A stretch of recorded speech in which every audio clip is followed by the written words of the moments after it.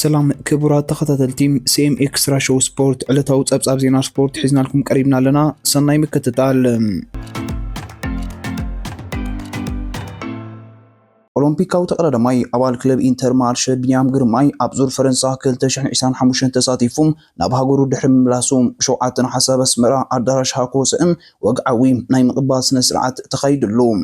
ኣብቲ ዝተዳለወም ናይ ምሳሕ እንጉደት ኮሚሽነር ባህልን ስፖርትን ኤርትራ ኣምባሳደር ዘመደ ተክለም ቢንያም ግርማይ ነቲ ዝሓለፈ ዓመት ቀዳማይ ኮይኑ ተዓዊትሉ ዝነበረ ናይ ነጥቢ ውድድር ኣብ ዝናይሎም ዓመት ውድድር ዙር ፈረንሳ ሳልሳይ እኳ እንተሓዘ ኣንጻር ዓበይቲ ተቐዳደም ተወዳዲሩ ሳልሳይ ደረጃ ብምሓዙ ብናትና መለክዒ ቀዳማይ ደረጃ ከም ዝሓዘ ኢና ንኣምን ብምባል በቲ ውፅኢት ዘለዎ ዕግበት ገሊጹ።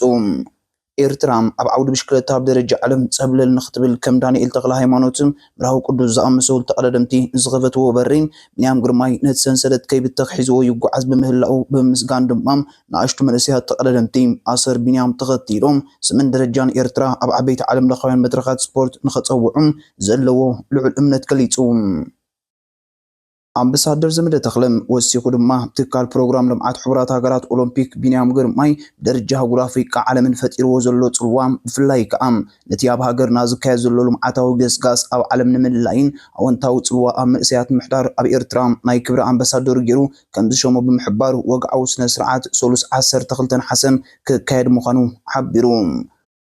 ኦሎምፒካዊ ተቀዳዳማይ ቢንያም ግርማይ ብወገኑ ንዝተገበረሉ ድሙቕ ኣቀባብላ ብምስጋን ኣብ ኩሉ ዘካየዶ ውዳት ዓወት ይምፃእ ኣይምፃእ ህዝቢ ኩሉ ግዜ ብድሕሪት ኮይኑ ሓይልን ሞራልን ከም ዝህቦ ብምግላጽ ንሓደ ተቀዳዳማይ ሞራል ዘድልዮ ኣብ ግዜ ዓወቱ ጥራይ ዘይኮነስ ከምቲ ዝድለ ዓወት ኣብ ዘይትጭብጠሉ እዋን እውን ክህሉ ዝግባእ እዩ ብምባል ነዚ ድማ ሳላቲ ክቡር ህዝበይ ረኺበዮን ሓይሊ ኮይኑ ክብል ምስጋንኡ ገሊጹ። ኣብ ናይ ሎሚ ዓመት ዙር ፈረንሳ ኣብ ቀዳማይ መድረኽ ካልኣይ ተርታ ድሕሪ መሓዙ ንብሉፅ መንእሰይ ትወሃብ ጻዕዳ ማልያ ዝወደየ ቢንያም ግርማይ ኣብ ታሪክ ናይ ዝውድር ናይ ፈለማ ኣፍሪቃዊ ነዚ ማልያ ክለብሳ ዝበቅዐ ተቀዳዳማይ እዩ። ብዘይካዚ ቢንያም ግርማይ ኣብ 3 ተኸታተልቲ ውዳት ዙር ፈረንሳ ዝተሳተፈ ብሕታዊ ኣፍሪቃዊ ተቀዳዳማይ ዝብል ክብሪ እውን ተጎናጺፉ እዩ። ዙር ፖለኝ ዓርቢ 8 ነሓሰም ብ5 መድረኹ ቀፂሉ ኣብዛ መድረኽ ድማ ተቀዳደምቲ 206.1 ኪሎ ሜትር ዝርሕቀታ ውድድሮም ኣካይዶም። ኣብ መወዳእታ ነዛ መድረኽ ብሪጣንያዊ ኣባል ቲም ቪዝማም ማቲው በርናን ንውድድሩ ብ4 ሰዓትን 50 ደቂቕን 4 ካልኢትን ብምዛም ዕውት 5 መድረኽ ኮይኑ ወዲ ሃገሩ ኣባል ኢኔስ በንተርነርን ኣባል ኤሌክትሪክ ኢጣልያዊ ኣንድሪያ ባጂዮልን ድማ ብተመሳሳሊ ግዜ ድሕሮም ካልኣይን ሳልሳይን ተርታ ሒዞም። ኣብዛ መድረኽ ኣባል ሙቪስታር ናትናኤል ተስፋጽዮን ብ21 ካልእ ድሕሩ መበል 41 ተርታ ተሰሪዑ። ኣብ ሓፈሻዊ ግዜ ፈረንሳዊ ፖል ላሜራ ቀዳማይ ኮይኑ ክመርሕ እንከሎም ናትናኤል ተስፋጽዮን ድማ ብ8 ደቂቕን 4 ካልኢትን ድሕሩ መበል 55 ተርታ ሒዙሎ። ዙር ፖላንድ ቀዳም 9 ነሓሰን ብሻሻይ መድረኹ ኣብ ዝቕፅለሉ ተቐዳደምቲ 147.5 ኪሎ ሜትር ዝርሕቀታ ውድድር ክካይዱ እዮም። ቮልታ ብሩጎስ ዓርቢ ብ4 መድረኹ ቀፂሉ ኣብዛ ተቀዳደምቲ 162.7 ኪሎ ሜትር ሸፈኑላ ውድድር ድማ ኣባል ባህሬን ኢጣልያዊ ዳሚያኖ ካረሶም ንውድድሩ ብ3 ሰዓትን 33 ደቂቕን 18 ካልኢትን ብምዛም ቀዳማይ ኮይኑ ተዓዊቱ ብደቂቕን 26 ካልኢትን ድሕሮም ኣባል ኤፍ ኤዱኬሽን ሮይ ኮስታን ወዲ ሃገሩ ኣባል ዩኤኢ ሩይ ኦሊቬራን ድማ ካልኣይን ሳልሳይን ተርታ ሒዞም።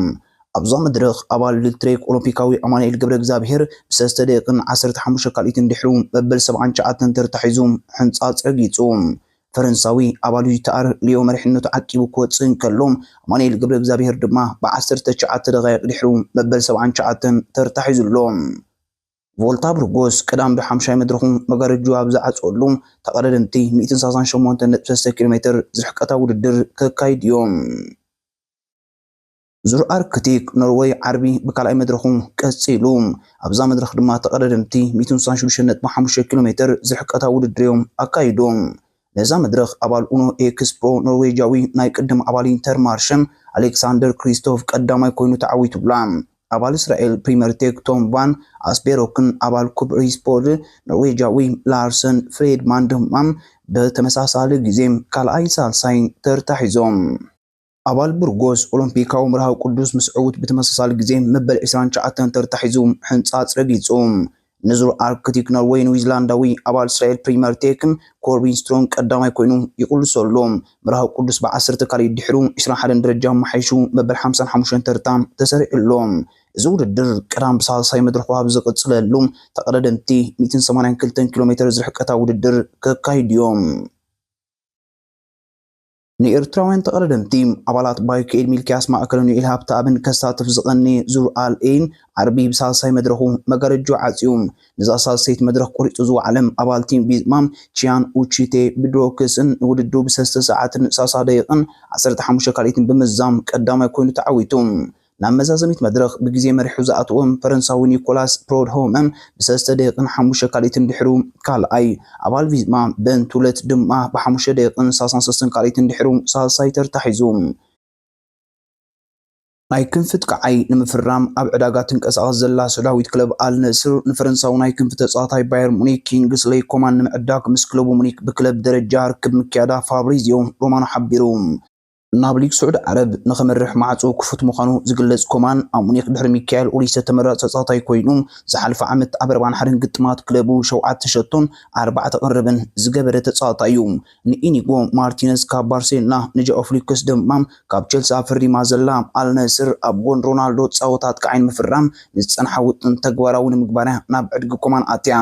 ሊቨርፑልን ቶተንሃምን ኣብ ኮማን ተገዳስነትን ዘለዎን ጋንታታት እኳ እንተኾና ከም መግለጺ ዝተፈላለያ ምንጭታት ግን አልነስር ኣብዚ መስርሕ ዝያዳ ሶጊማ ዘላ ጋንታ ምዃና ይገልጻ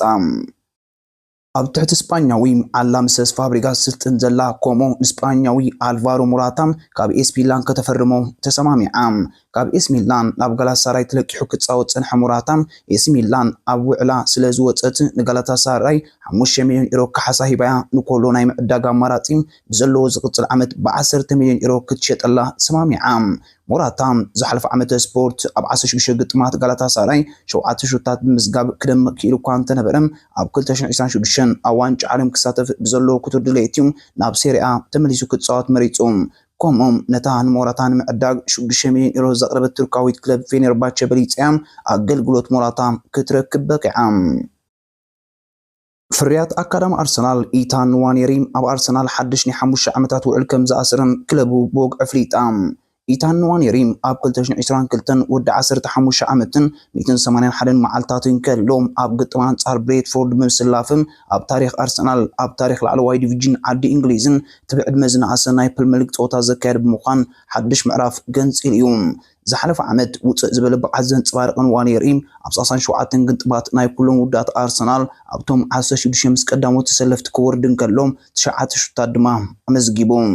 ኣብ ወርሒ ጥሪ ንማይክል ኦወን ዋይን ሩንን ስዒቡ 18 ዓመት ቅድሚ ምርጋጹም 3 ሾታት መሊግ ዘመዝገበ ዝብል ክብሪ ዝረኸበም ንዋኔሪ ኣብ መድረኽ ቻምፒየንስ ሊግ ኣንጻር ጅሮና ዘመዝገባ ሾቶ ድማ ንሽልማት ዝበልፀ ሾቶ ናይ ሓደ ወርሒ ኣርሰናል ኣብቂዓቶ እያ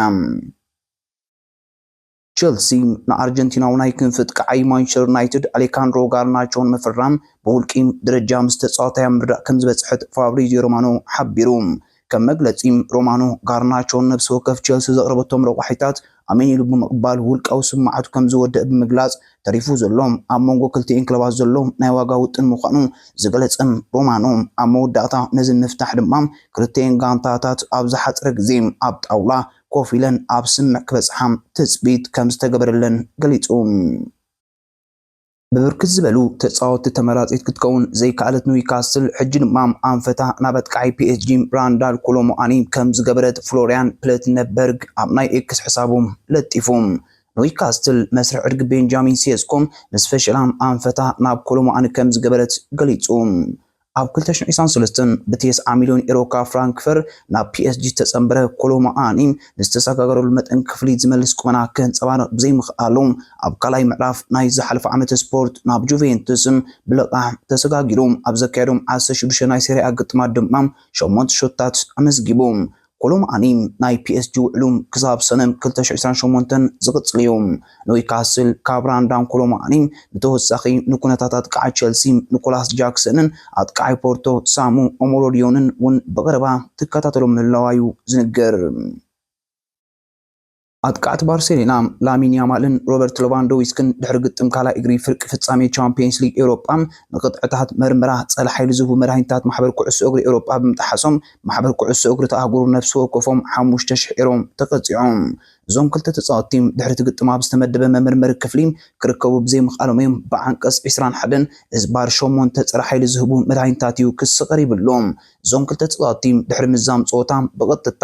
ናብቲ መመርመሪ ክፍሊ ብዘይምኻዶም እዮም ብዲስፕሊናዊ ጥሕሰት ተኸሲሶም ኣደዳ ገንዘባዊ መቕጻዕቲ ኮይኖም። ባርሴሎና ኣብቲ ግጥም ኣብ ተወሳኺ ደቂቕ ብኢንተር ሚላን 4-3 ተረቲዖም ድሕሪ ምግላፋ እዞም ክልተ ተጻወትቲ ምስ ዓሮም ስዒቡ መርመራ ናይ ዶፒንግ ከም ዘሎ ረሲዖም ክኾኑ ከም ዝኽእሉ ድማ ብሰፊሑ